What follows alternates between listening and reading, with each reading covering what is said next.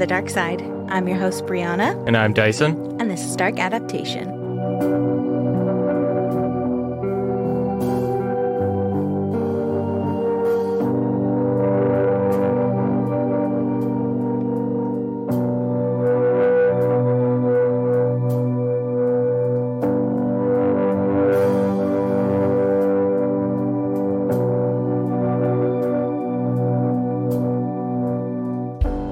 It is part 6 of the crimes of Dellen Millard. Holy fuck. Don't worry, we're the final stretch. Okay. We're almost done. We're going to talk about this part of the case. And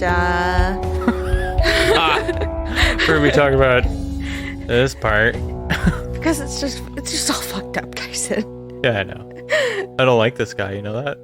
I'm starting to think that he's a questionable character. Okay, well, that's fine. And by questionable character, I mean like the type of personality you see like at like 3 a.m. fighting over a grilled cheese sandwich out in the parking lot of a Whole Foods. You know, it's just sketchy. That was a very specific you don't want to approach. Example. Yeah. You seen that? Look, I've lived a hard life. Okay.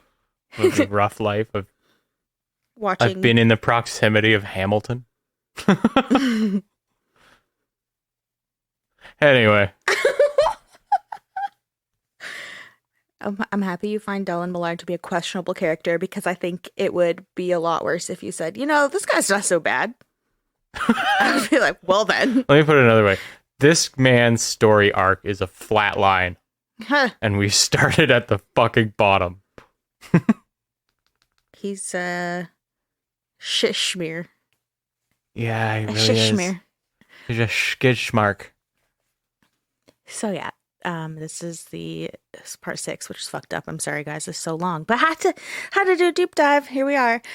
It's gonna be 7 parts. I think I did say that last week, but yep. The episode that will be next week, so like part 7, it will just it'll be, just like the wrap up of stuff. Yeah. It isn't going to be so dark like this one will be. So I have nothing else to say. And I think that we'll just get right into this, starting with a recap of part 5. You know how it goes by now. Gotta start with a recap. It's been a week since the people have heard. 2 weeks in our case, because we haven't recorded in like 2 weeks. Yeah. So here we go. Here we go. As we know by now, Toronto police had reopened their investigations into the suicide death of Dellen's father, Wayne Millard, and the disappearance of Laura Babcock. Last week, we focused on Laura Babcock, who was Dellen Millard's ex-girlfriend, but they remained in contact to, hook up and hang out and stuff. She disappeared at the beginning of July 2012, and ultimately, Dellen and Mark were charged with her murder. They went to trial, they were found guilty, and sentenced to another life sentence. Because remember, they were already in prison for Tim Bosma's murder. Mm-hmm. So they were ordered to serve this life sentence consecutively versus concurrently, with no parole eligibility for 50 years. So they were not eligible for parole until 2063. Yeah, fuck those guys. Well, yeah. Yeah. I just have some stuff to say about the parole eligibility, but it won't be until next week. Oh, okay. Oh. So discussing Laura Babcock and the subsequent trial for her murder ends Mark Smitch's involvement for the most part. He's Mark Smitch. She's going to make a little appearance here and there. Mm-hmm. But we're not done with Dellen yet because we still have to discuss the reopened investigation into his father's suicide. Yeah, and we're recording this on Father's Day. Oh, no, it is technically Monday now. Yeah. So. All right, fair. But that's still fucked up. We tastefully waited. Oh my god. That's dark. Yeah. I'll tell you, Wayne did not deserve this fucking shit stain of a kid. No.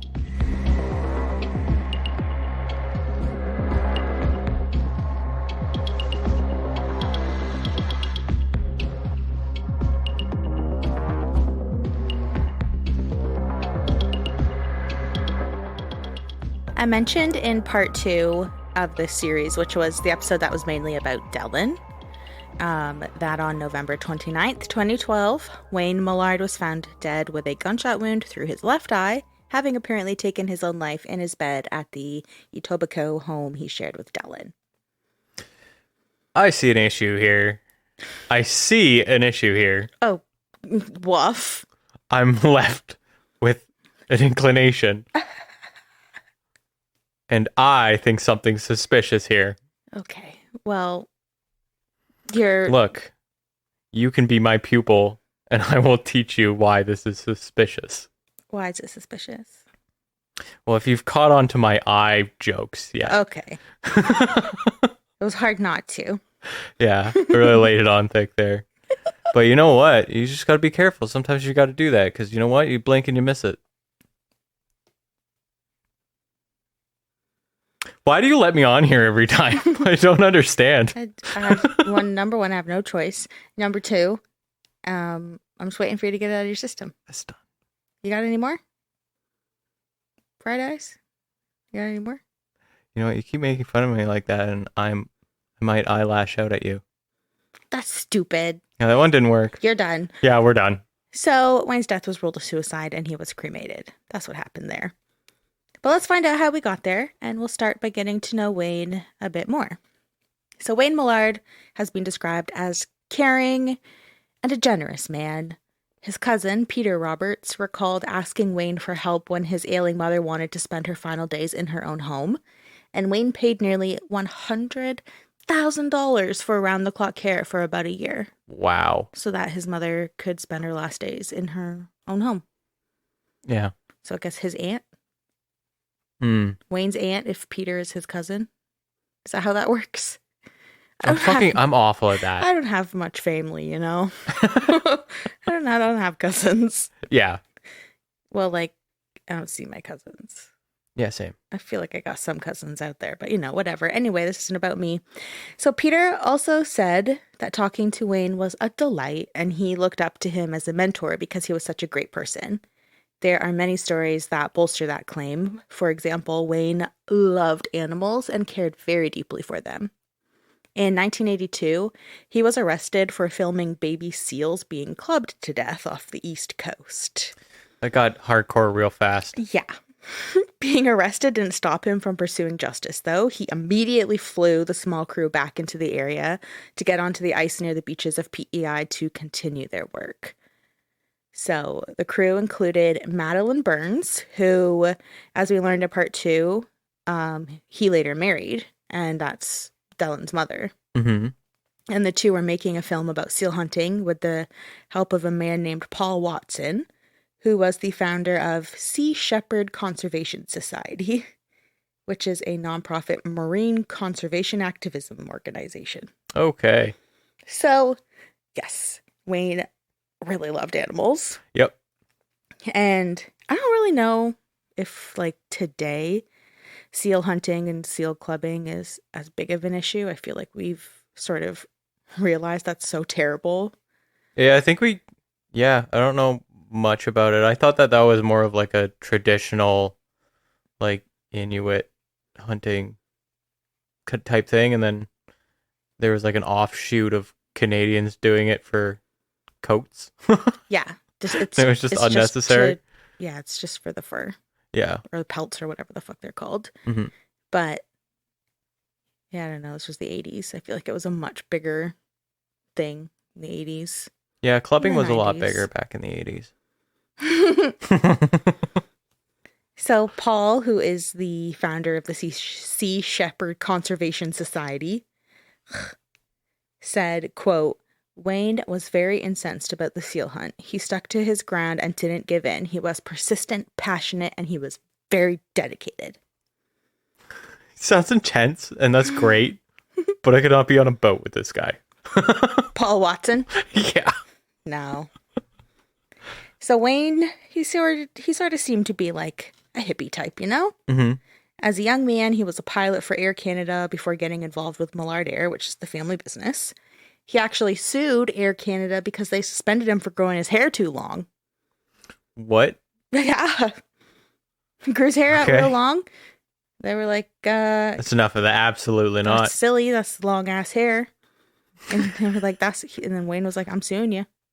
Did you know that business attire in Canada in the 80s is just retired Tim Horton?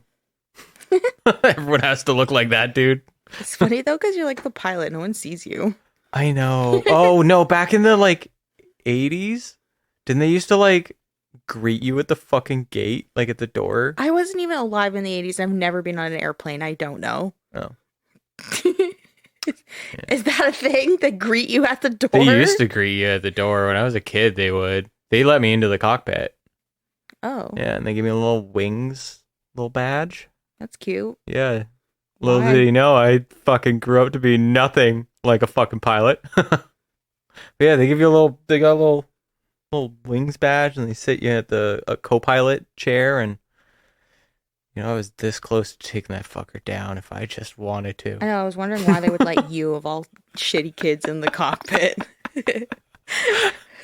They gotta hit that diversity quota. There's not a lot of gingers on the plane, okay? Is there even a lot of kids on the plane? Oh, God. Actually, surprisingly not that bad from when I was on it. One time there was a baby, and it was the worst. Yeah.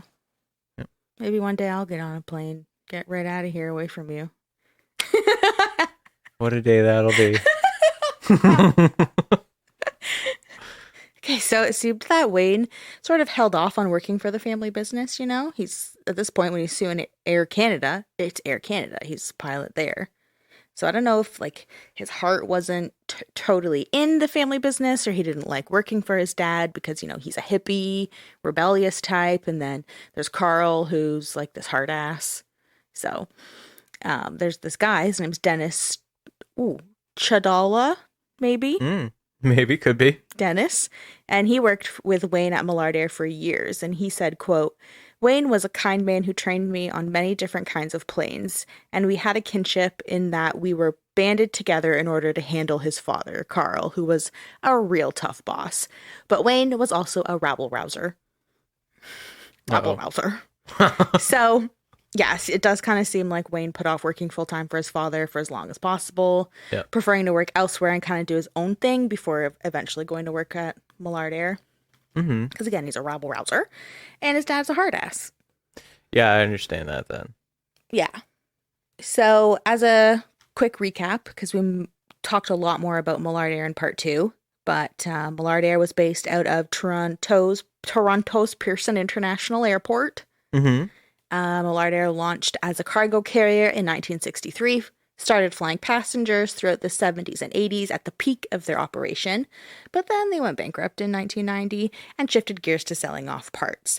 That same year, Wayne and Madeline separated before finalizing their divorce in 1996, but it does appear that they remained fairly close since, like, he later named her, like, vice president of Millard Air alongside Dellen, so I don't know. They're still, like, friends or some shit. By the 90s, Wayne was working full-time for Millard Air. His father passed away in 2006. Wayne became president, moved the company's focus to maintenance, repair, and overhaul business, and worked on his legacy project for Dellen, which was building that massive multi-million-dollar hangar at the region of Waterloo International Airport in 2012, where Millard Air had taken out this huge loan for the project in October 2012, and then Dellen was at the helm of the hangar's construction. And as we know, didn't have the chance to make any money for the business because Wayne died by suicide. Yeah. So that was a little rundown to where we are now.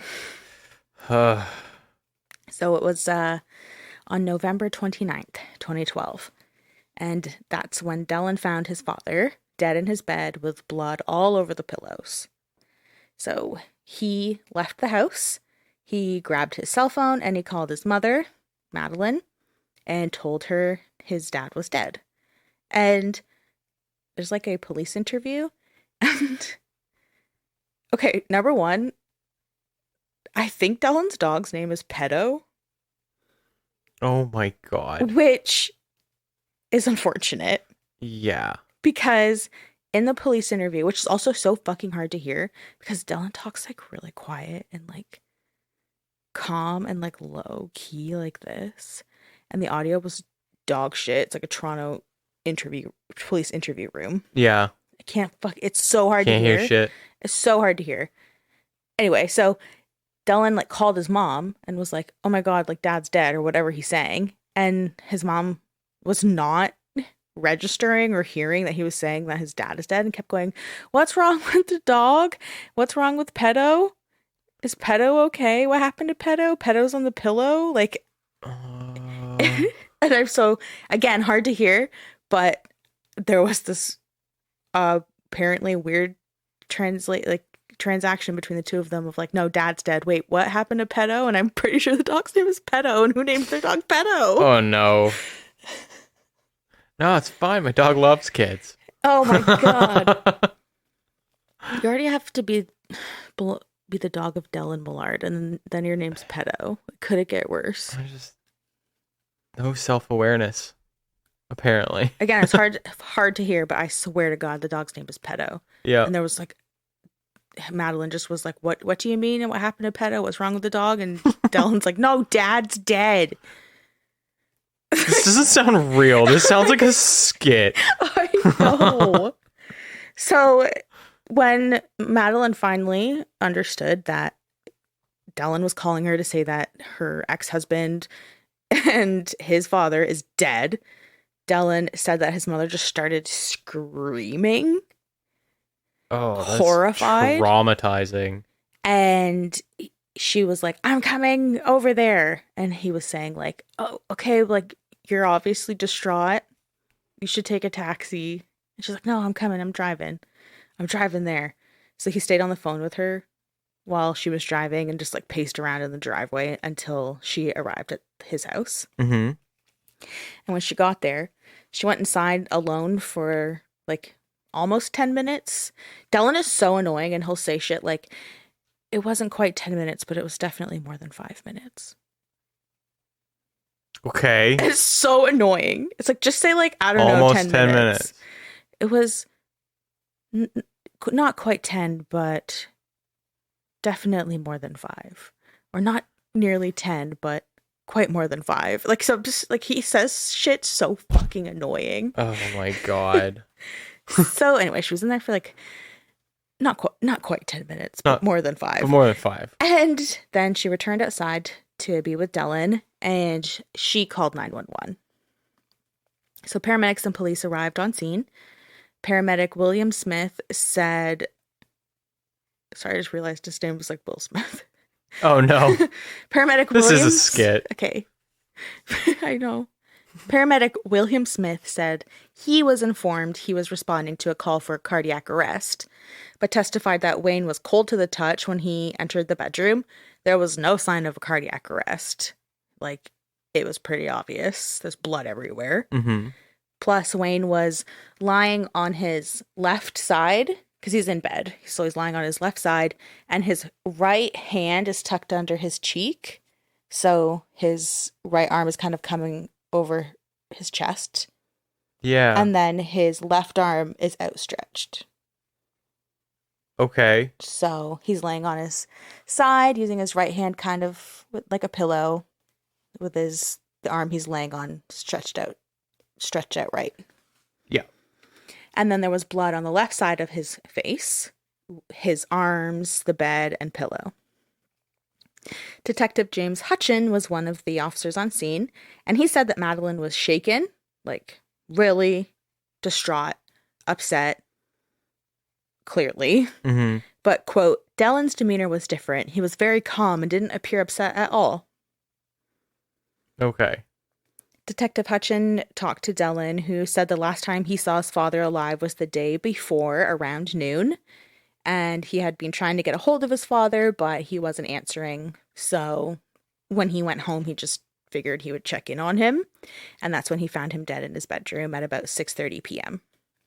But again, it's not like about 6:30 p.m. I'm saying that because he's like, well, I probably would have arrived home no later than 6, but it could have been closer to 7. Like, oh God. So annoying. So about 6:30 p.m. Yeah, okay. Also, it's Dellen. He could be fucking talking out his ass, which he probably is. Yeah. So the coroner, Dr. David Evans, arrived on scene to examine Wayne's body. And as he stood next to the bed, he's like looking at Wayne, seeing all the blood, and he's kind of following this blood trail on Wayne's bed to a black gym bag on the floor right next to the bed. And he moves the gym bag, like probably to move it out of the way because he has to examine Wayne's body. Mm-hmm. And underneath the gym bag, sitting on top of a Lululemon bag, is a revolver. Yeah, okay. So the police hadn't noticed this revolver or failed to collect it. I don't know, but the coroner's like, gun. I can see that. Gun. There's gun. Guys, it happened again. So this gun was a .32 caliber Smith & Wesson. Mm-hmm. And it was later determined that one bullet was fired and there was 5 bullets remaining in the gun. Dr. Evans looked closer at it's a revolver, so it has 6. Yeah, no, I just wasn't ready for it to be fully loaded. Yeah, right? Yeah. True. So Dr. Evans looked closer at the blood on Wayne's face and noticed that his left eye was absent. And he said he had never seen a bullet. How'd that happen? He said he had never seen a bullet through an eye in a suicide case. Yeah, they're all contact point suicides usually. Like the barrel of the gun's usually like on the skin. And you put it up to your temple or in your mouth. It could have been right on his eye, but it's not usually your eye. It's usually temple, mouth, under the chin, something like that. Yeah, think about how absolutely unnerving that would be. It's horrible. I want to look right at the bullet. Close your eyes. Like, why would you do that? So they're obviously like treating this like it could be a suicide. He is dead in bed. The gun's right next to the bed. So he's like, if this is a suicide, which is his job to kind of help determine that, he's like, that's weird. Never seen it through an eye. And that it is weird. I've never even heard anything like that. So Dr. Evans determined that Wayne died around 18 hours before he completed his investigation. So that would have been, he completed the investigation at 11 p.m. That puts the time of death between 3 and 5 a.m. that morning. So Dellen was then brought in for further questioning that night. Not like he was a person of interest or anything. It was totally like voluntary. They asked him to come in and sat there saying like, that you don't have to be here. It's nice that you are, basically. And he did. He sat through this 50-minute interview with Detective Hutchin and another detective named Detective Johnson. And in this interview, which is so dreadfully boring. Yeah. Wait, did you watch the whole fucking thing? Yeah, I wanted to know. Oh. So it's 50 minutes of just Dellen talking like this. So quiet. With his fucking satchel that he's like clutching. One of the comments said, I didn't know you had to wear a seatbelt in an interrogation. It wasn't an interrogation, though. It was just an interview. He always struck me as a fanny pack kind of guy. Yeah. The satchel, though, it's obviously I got nothing. I don't know why it has to be a satchel. Yeah. So in this interview, Dellen said that his dad was under a great deal of stress because of the new aviation venture that the two were working on together, and said that his father admitted the venture had, quote, more than a chance of failing. So this is the hangar, the multi-million-dollar hangar. And that, I don't believe that for a second. I don't think his dad was like, wow, so happy to be putting millions of dollars into this thing that has more than a chance of failing. Like, that's Dellen, like, projecting that. Yeah. Yeah. He added that his father was depressed and never sought treatment for his depression. Quote, he carried some great sadness with him throughout life that I never knew. He never wanted to share that with me. Then why do you know of it? Why did he share that with you? He carried some great sadness with him. Some great sadness. The way he talks, man, I can't handle it. He's so fucking stupid. He's so up his own fucking ass. Yeah, it's ridiculous. Like, crawled right in the rectum. Yep. So he also said that his dad had, quote, a very strong liver because he drank lots. I don't like to say the word alcoholic, but it fits. He was a regular drinker, like, every night.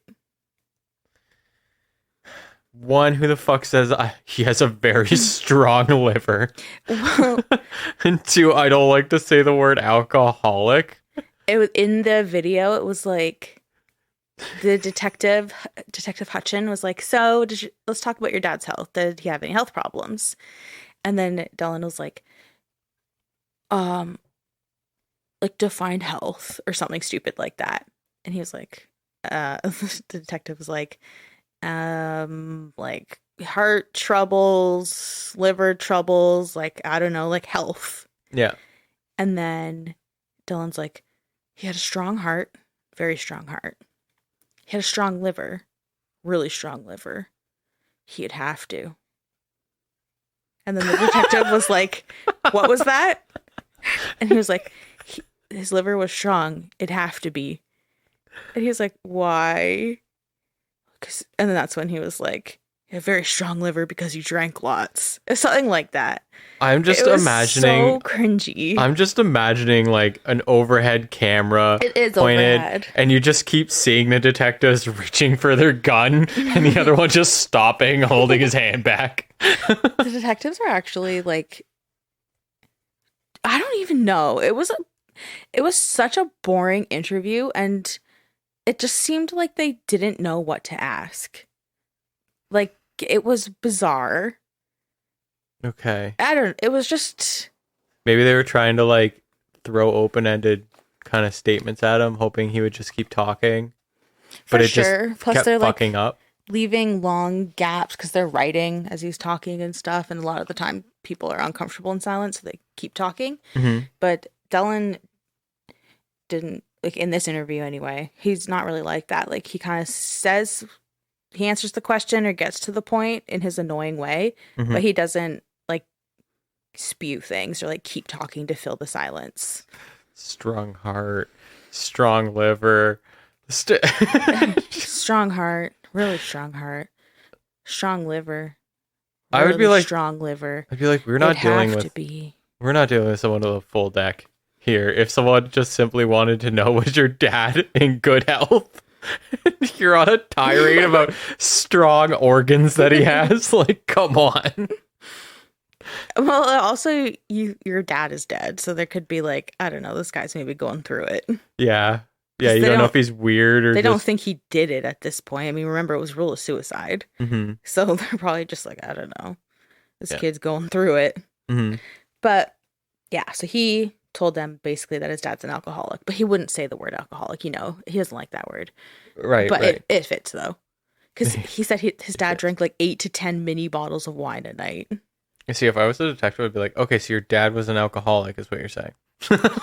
He was like, okay, so like, is he a big drinker, a regular drinker, an alcoholic? Like, come on, what are we talking about here? Define big, like physically or not physically.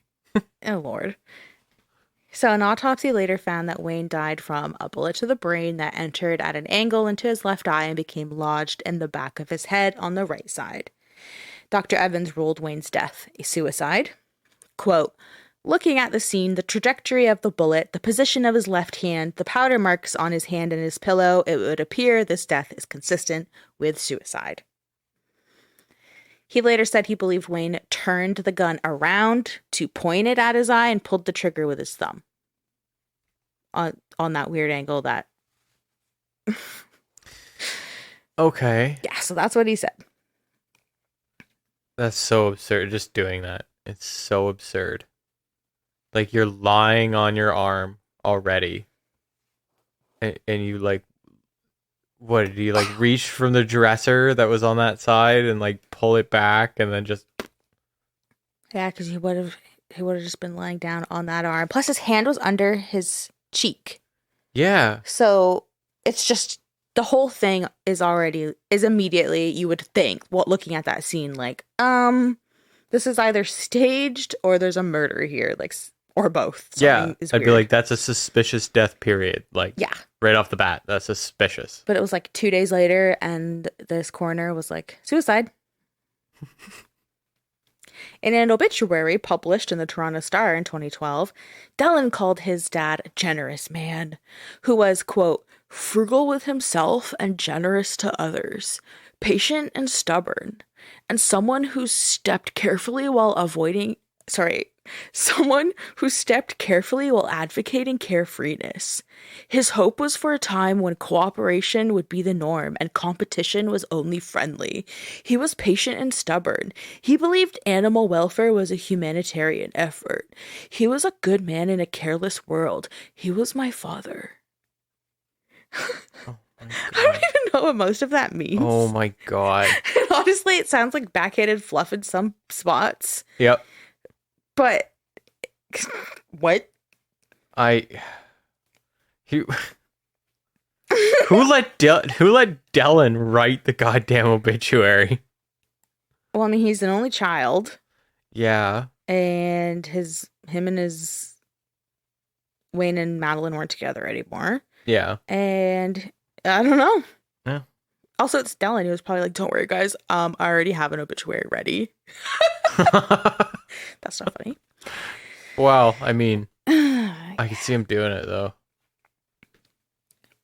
Maybe he just did it. Like, maybe nobody asked. He just put it into the paper. Yeah. He was just like, "Here we go. That's what you do." Yeah. No one noticed until they saw it on his fridge. Yeah, they're like, "What the fuck is this shit, Dellen? Don't you get at least one proofreader? Jesus Christ." So at the time of his death, Wayne was dating a woman named Janet Campbell. Janet and Wayne were either cousins through adoption or cousin-in-laws. I've seen it both ways. I've read that it was cousins through adoption, and Dellen says it was cousin-in-laws, but Dellen is Dellen, so I don't even know. Mm-hmm. Regardless, they were not blood related. Okay. And they had dated when they were teenagers, but they lost touch. And in early 2012, Wayne reached out to Janet and they began a friendship, rekindled a little friendship that became romantic by November 2012, which is the same month that he died. When I was reading it at first, I was like, ew, they're kissing cousins. But everywhere is like, they're not blood related, okay? They're just happen to have been family. Yeah. No. Sorry. Roll Tide. Okay. Yeah, you know what? In my books, yeah, that's still weird. I mean, I agree, but still cousins. Maybe they weren't close. Like we were just talking about, I got cousins, I'm pretty sure. I don't know who they are. And they are blood related. If they were blood, okay. I don't even know. Bail out.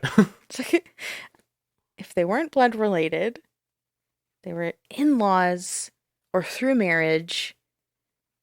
But Wayne and Janet dated when they were teenagers, so they did know each other growing up. Because I was going to say, maybe you don't know them at all growing up, and then you meet later in life. Mm-hmm. But if they did date when they were teenagers, I don't know. You know, not a lifestyle for me. But Wayne and Janet, they were into it. So Janet said the two were in love, and they would talk on the phone for hours, including the night before he was found dead. So they made plans to talk the next day, but when Janet couldn't reach him, she emailed Dellen and was shocked when he wrote back saying, quote, "My father is dead, and it would appear to be by his own hand."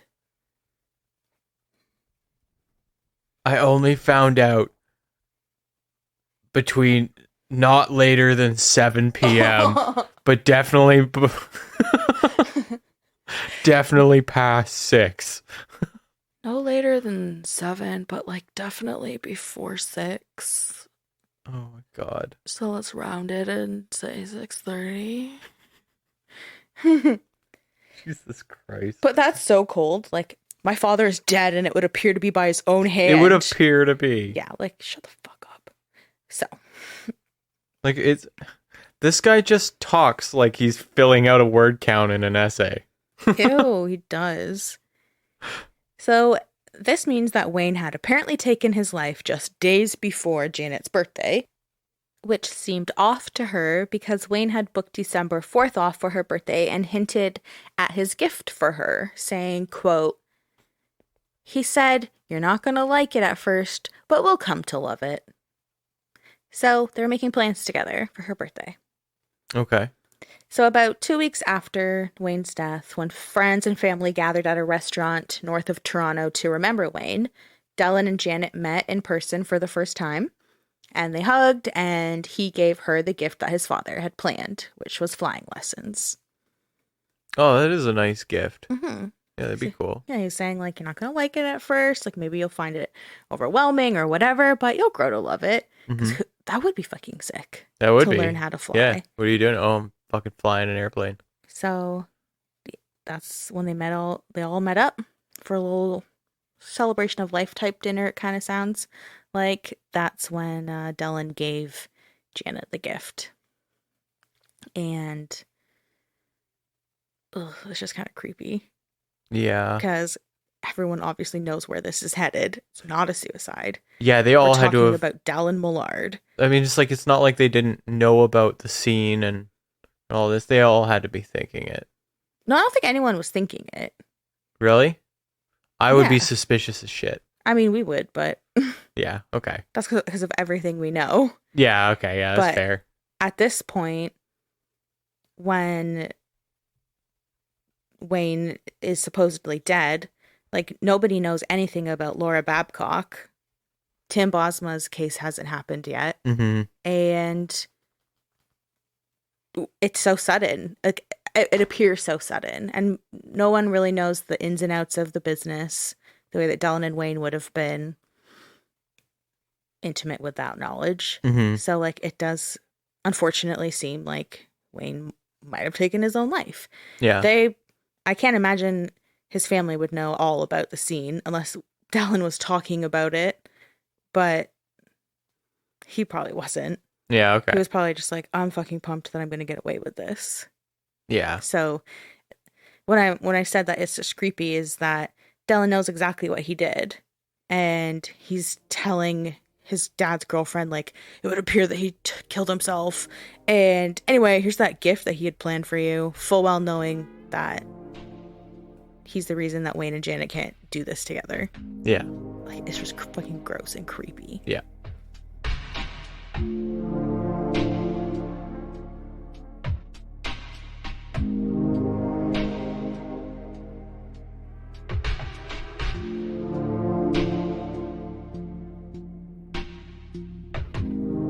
After Dellen was charged in Tim Bosma's case, Toronto police reopened Wayne's case. As detectives were reviewing Wayne's suicide death, they discovered a litany of incriminating evidence, including Dellen and Wayne's constant arguments over the family business. Oh, well, yeah. Now, police still had the .32 caliber Smith & Wesson that was found beside Wayne's bed. So they took it out of evidence lockup and tested it for DNA. Mm-hmm. Dellen's DNA was on the handle. It's something like that where you're just like, how was that not, like, front row center? I agree. You know?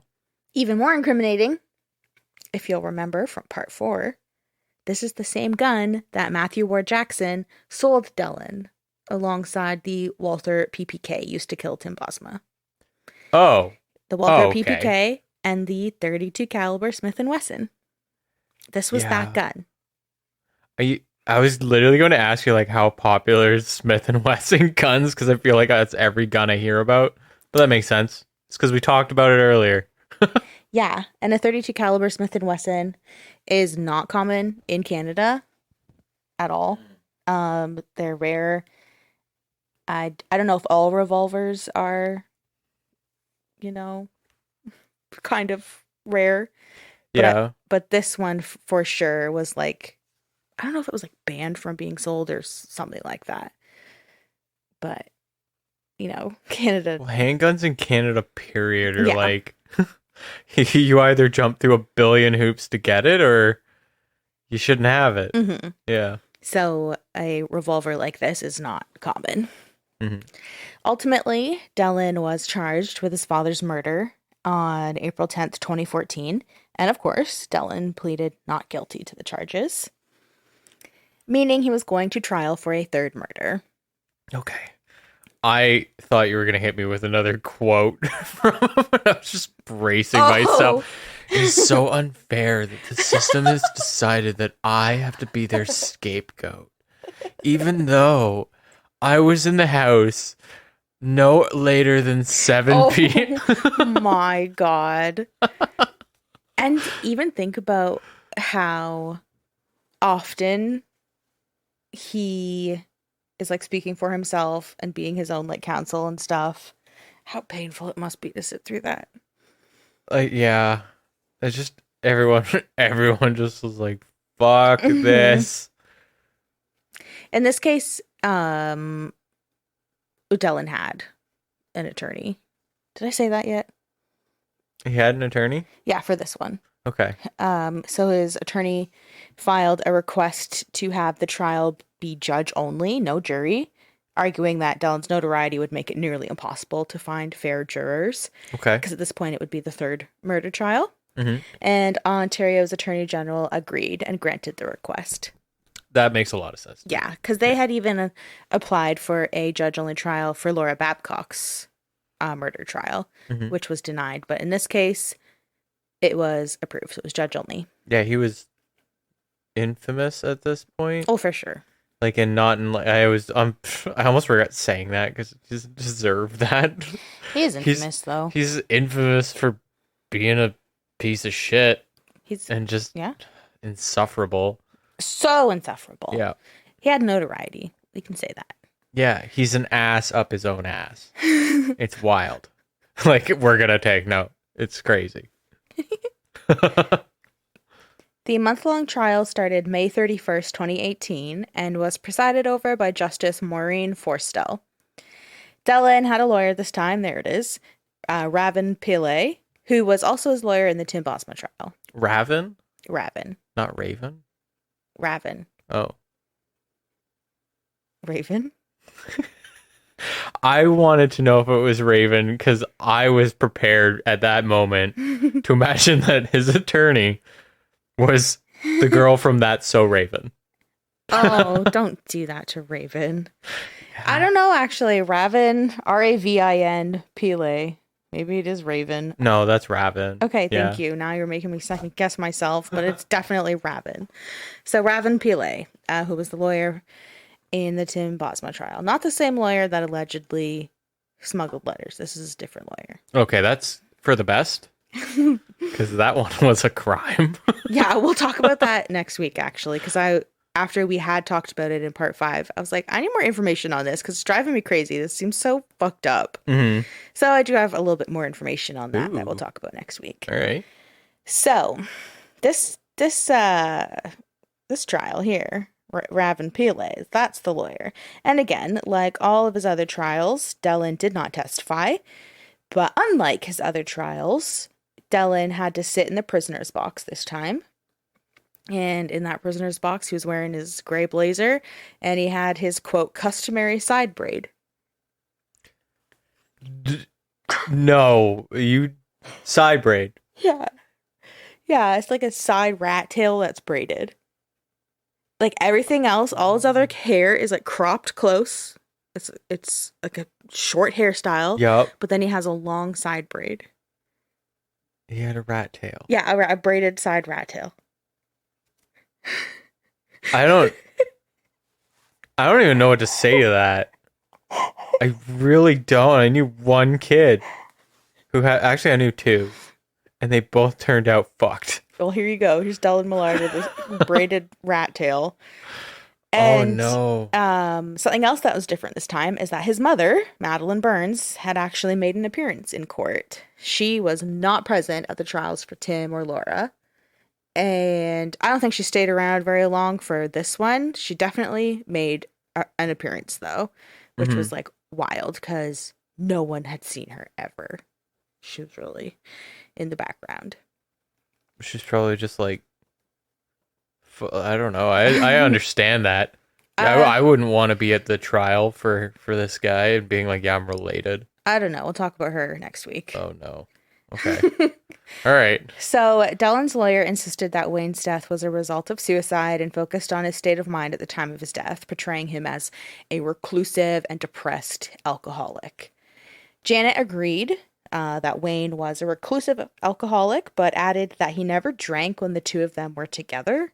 So I don't know how you're an alcoholic if you could just not drink when you're together. Yeah. If you're an alcoholic, aren't you always drinking, or else you'll literally be ill? Pretty much, yeah. So she was like, okay. He was reclusive, he was an alcoholic, but she disagreed that Wayne suffered from depression. She said, quote, I don't want to say he suffered from depression. He was depressed like everyone else. I don't think he was clinically depressed. It's like true Janet, who isn't depressed.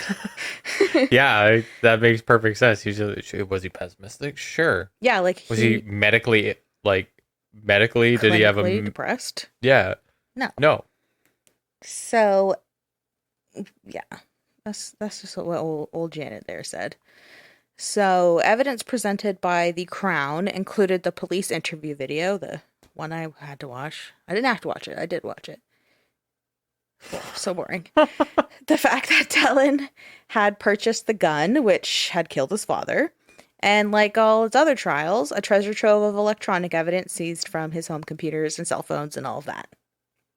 There was so much electronic evidence in these cases. So took his phone with him again, didn't he? He did. Yeah.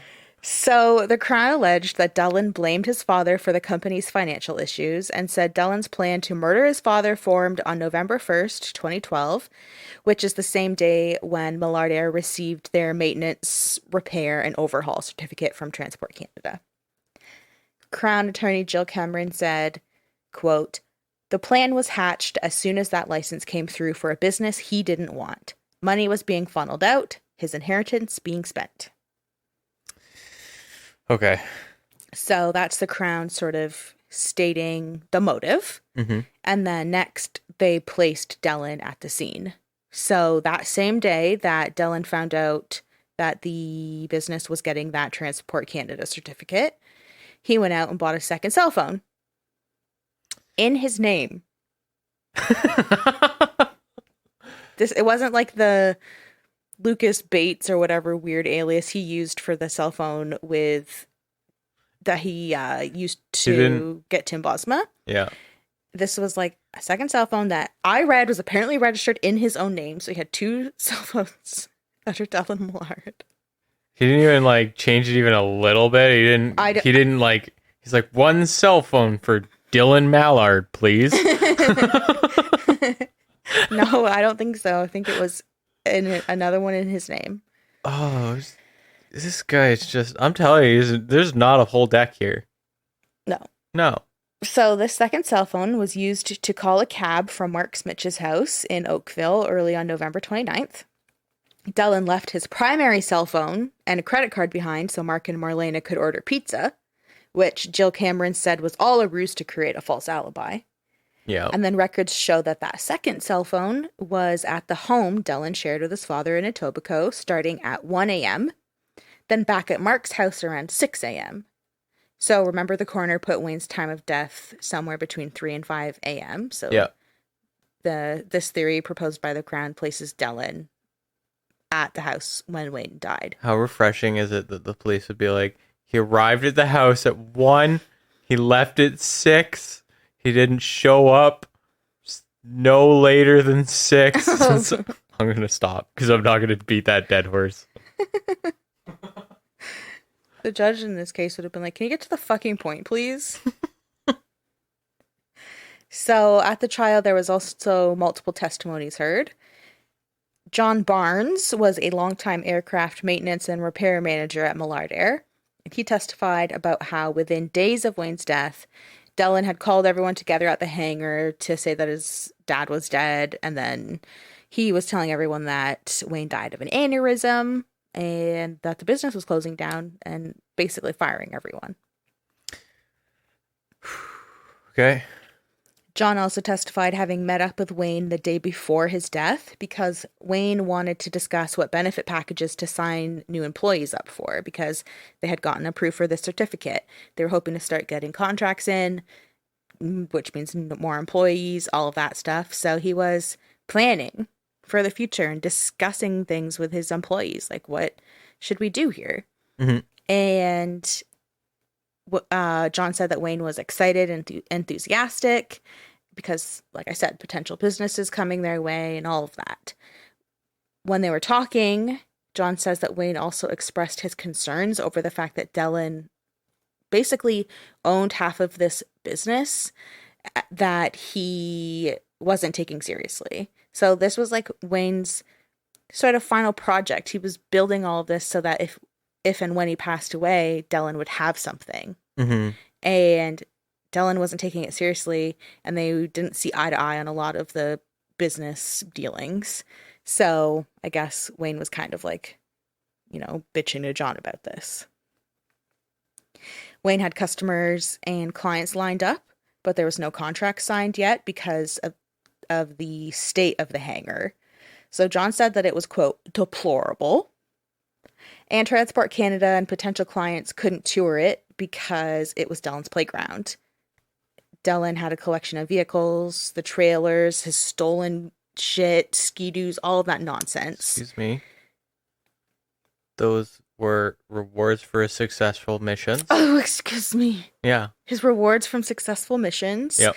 All on the hangar floor, So how are you supposed to have all of like your potential investors and clients and stuff coming through your actual criminal hangout, basically?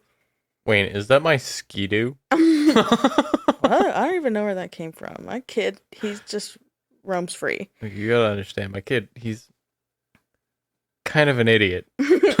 My kid, he's an only child. Okay, listeners can't see that face, but it made a lot of sense. I'm sorry if you're an only child, and I'm sorry if you're an only child.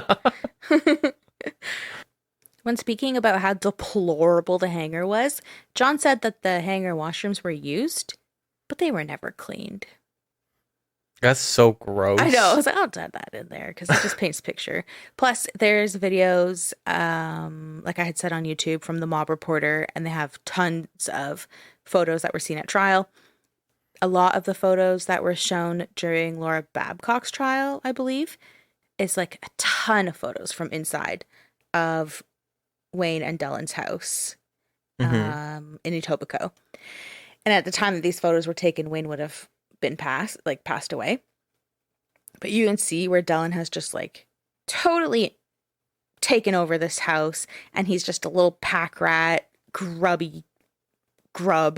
Yeah. Shit everywhere, messy, doesn't make sense with a lot of stuff that you see in certain rooms. Yeah. And I can just picture that he was treating the hangar the same way. Oh God. Yeah. So like, that's disgusting. You're gonna have clients coming through that's probably like $1 million deals, and there's like a fucking shitty toilet. Yeah. It's foul. So that's just some of the stuff that John had to say about state of the hangar and how Wayne was getting frustrated. Man, this kid's an idiot. He should be fucking furious. I think he was reaching that point. It seems like Wayne was very much chill, not the type who wanted to start an argument, fight about anything.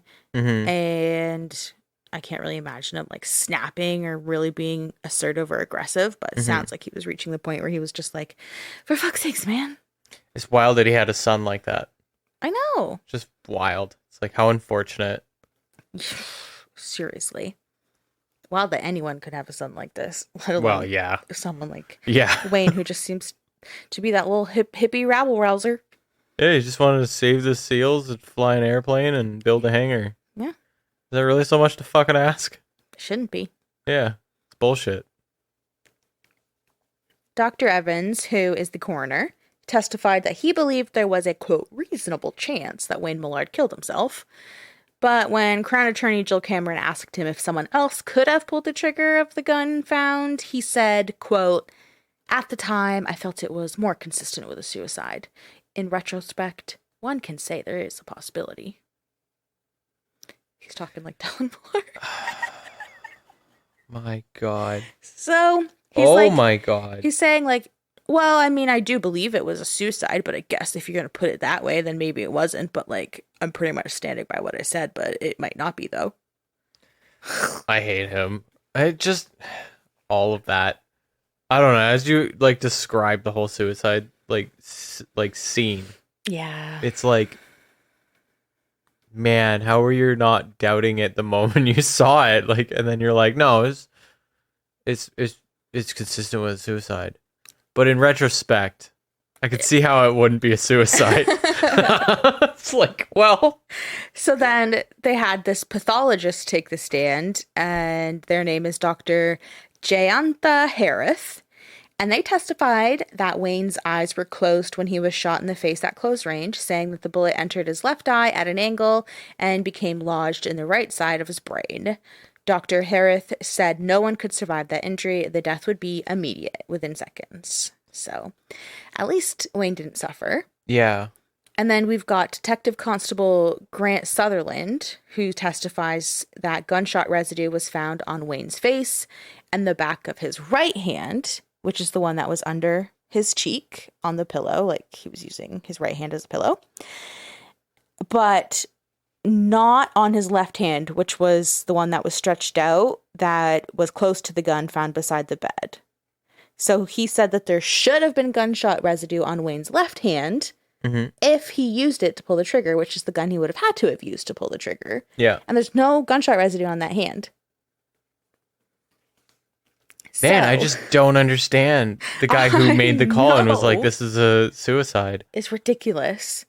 So as all this stuff gets like laid out in court, I just want to imagine the judge and everyone else just giving a death stare to the guy who was like, I still stand by being a suicide. They're like, fuck you, Dr. David Evans. The amount of side-eye going on in that courtroom. Okay, so this guy, the one who was like, there should have been gunshot residue on his left hand, Detective Constable Grant Sutherland, who I'm just going to call Sutherland from now on because it's much less of a mouthful. So this guy's my favorite, all right? So he had been trying to recreate the fatal shooting because he was asked to, and he was trying to see if he could recreate the exact way that Wayne supposedly shot himself. So he showed his forensic testing as evidence in court, and the testing involved 20 separate styrofoam mannequin heads resting next to a mannequin arm on top of pillows to recreate the gunshot residue patterns found at the scene. Sutherland told the court that he was unable to perfectly recreate the gunshot residue pattern found on Wayne's pillow, and he concluded that it was very difficult to hold the gun in the necessary position and angle, and therefore very unlikely that Wayne shot himself. Quote, one almost has to hold it very strangely. And then CTV News Kitchener wrote, quote, holding the gun upside down with his left thumb on the trigger, Sutherland contorted himself trying to get just the right angle, 67.5 degrees according to his testing, and stumbled trying to get into position. I just love this part. I sold it. Yeah, he was like, great. I got 67.5 degrees according to my testing. I can't do it. And he's like, one almost has to hold it very strangely. And he's like trying to show it off, and he's like stumbling around. And obviously there's no video of this. It's just how it's written. But the way I picture it, I'm just like, this is great. Yeah. This is much needed in that courtroom, I'm sure. Yeah. So when asked by the prosecution if he thought Wayne fired the gun in that weird ass position, Sutherland said, I don't believe that he did. No, he didn't. Yeah. So the Crown gave their closing remarks on June 25th, 2018. In her closing remarks, Jill Cameron said Dellen killed his father to access millions in inheritance and therefore getting money, power, freedom, and control. Quote, Wayne Millard did not kill himself. Dellen Millard carried out a calculated plan to murder his father and cover it up. Wayne Millard was spending the family money creating a legacy for Dellen Millard that he did not want. Oh, there it is. Sounds pretty spot on to me. Yep. Ravin Pillay, Dellen's lawyer, he gave some closing remarks too, you know. He talked about how the DNA on the gun could have simply come from the fact that his client bought it. Duh. Rest my case, Your Honor. He said suicide is a complex issue, and in this case, it was misunderstood by the Crown. Quote, with years of untreated depression compounded by decades of alcohol abuse, Wayne Millard was driven to a final impulsive act. He said Wayne's entire life was devoted to Dellen, and when Dellen told his father that he was a failure and the reason behind the company's financial troubles, Wayne Millard broke down. Wow, he even painted his client as a piece of shit in the defense. That's amazing. Dellen, you basically said your dad's a failure, and then he went drove him to suicide. Ended it. Anyway, my client's not guilty. Anyway, rest my case, Your Honor. Not guilty by reason of douchebaggery. Oh. Due to Justice Maureen Forstell's caseload, a verdict wasn't heard in court until September 24th, 2018. But when that date came, Justice Forstell found Dellen guilty of the first-degree murder of his father, stating Dellen carried out a planned and deliberate murder. In her 90-minute reading of her findings, she said, well, probably a lot of things because it was 90 minutes. Yeah, is it normally that fucking long? Yeah, that's normal. Oof. I feel like 90 minutes is actually short. 90 minutes is fucking long. For a case finding. Yeah. I'll just read some of the quotes. I am satisfied that Dellen Millard killed his father by shooting him in the left eye as he slept. I can find no theory consistent with innocence. I do not believe the statement of Dellen Millard that he stayed at Mark Smitch's. I find it was fabricated to conceal he was involved in the death of his father. I find Dellen Millard purchased the revolver that killed Wayne Millard in July of 2012, and he possessed the gun in the months preceding Wayne Millard's death. So, it took her 90 minutes to say those three things. Jesus. Just kidding. She's satisfied that it happened? I'm satisfied that Dellen Millard killed his father by shooting him in the left eye as he slept. Good riddance. Jesus Christ. The way you said it first, I'm satisfied. So as she was telling him that he's guilty and listing off all of her reasons, Dellen was crying. Well, at least he had his little rat tail to dab his little rat tears away. You know it stunk. Oh, ew. It was braided, so like all kinds of shit was getting stuck in it. Yeah, prison shit too. Ew. Yeah. Dellen's sentencing hearing happened on December 18th, 2018. Justice Forstell said the hope of rehabilitation for Dellen was so faint that it played little role in the determination of the sentence. That's pretty good. Quote, Dellen Millard has repeatedly committed the most serious offense known to our law. It is necessary to impose a further penalty in order to express society's condemnation of each of the murders that he has committed and to acknowledge the harm done to each of the victims. It is not unduly long and harsh. I would like to sentence the defendant by rule of pile-on, Your Honor, in that we pile on to his case. And that's what happened. Ultimately, he was sentenced to life in prison for the third time, again with no parole eligibility for 25 years. This sentence was to be conserved. Nope.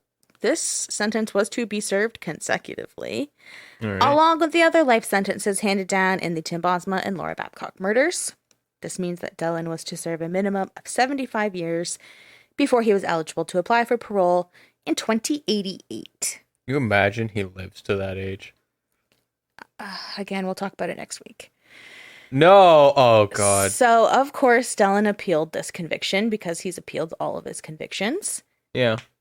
But we'll talk about that next week when we wrap everything up. Talk about the appeals and why I keep saying the parole eligibility isn't what you think it is. Oh, no. But okay.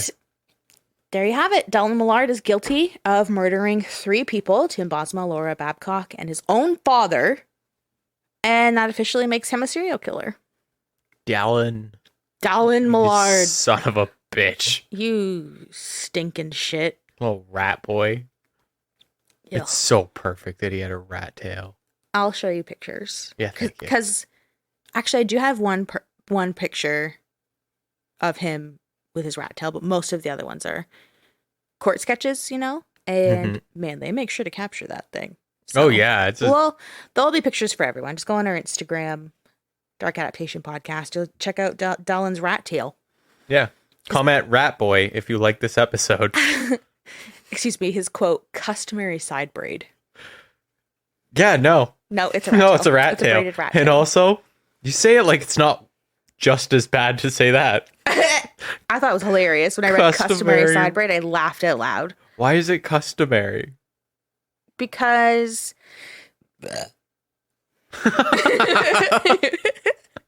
I get it. I almost threw up in my mouth when I heard about it, too. I almost throw up in my mouth constantly when I read about Dellen Millard. And I have heartburn, and I don't think that's a coincidence. Yeah. I was going to hit everyone with a sneaky little Smitch rap for the end of this one, but I think I'm going to spare everyone because everyone's already queasy. Everyone else is already queasy. They have rat tails in their mind, and now they're imagining it stinks, so... Yeah, it probably smells like the drain Ew! of like a public pool. Okay, that's so fucking disgusting and specific, and I'm done now. So next week will be the final episode, and like I mentioned in the beginning, we're just going to wrap everything up, tie up some loose ends, that sort of stuff. So, yeah, make sure you come back, and we'll lay this fucking thing to rest. All right. Wow. Check out our Instagram, Dark Adaptation Podcast. That's where we'll have photos related to the case, including the customary side braid / rat tail. Okay? Thank you for tuning in, and we'll catch ya on the dark side. Bye.